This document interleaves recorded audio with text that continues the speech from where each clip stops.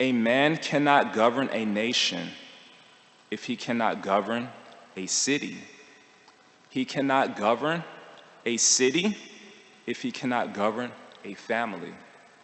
He cannot govern a family unless he can govern himself.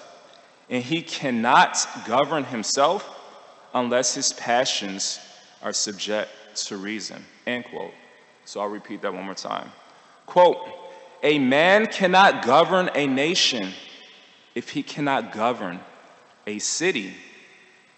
He cannot govern a city if he cannot govern a family.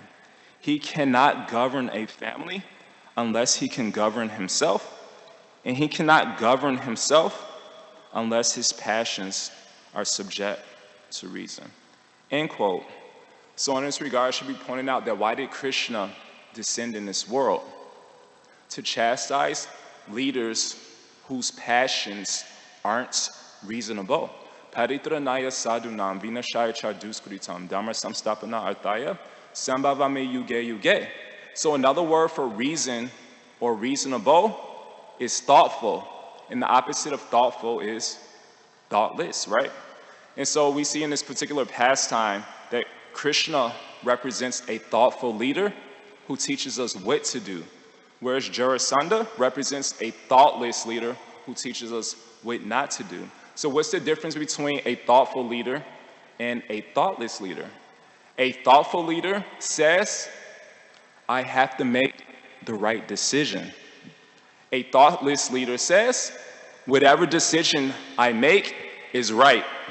Guru nasasya swajano nasasya pita nasasya janani nasasya daivam natasya napatisha sasya namochayeya samupetamritum. So this is a very nice and famous verse from the Bhagavatam from the 5th canto, chapter 5, verse 18.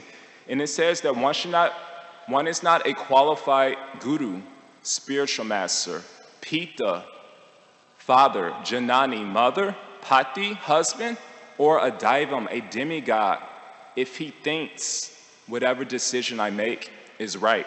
And so we see that a qualified leader, they're very thoughtful. So therefore they think, I have to make the right decision. So they're very contemplative. They just don't react. Like normally as conditioned souls, there's a saying, a popular saying, that we could either, whatever circumstances come our way, we could either react or respond. And just like the other day, there was a nice quote I was mentioning. It says, responsibility, or the ability to choose your response, is about making a conscious action, not an unconscious reaction.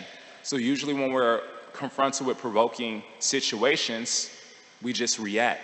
We don't think. We don't think before we speak or act.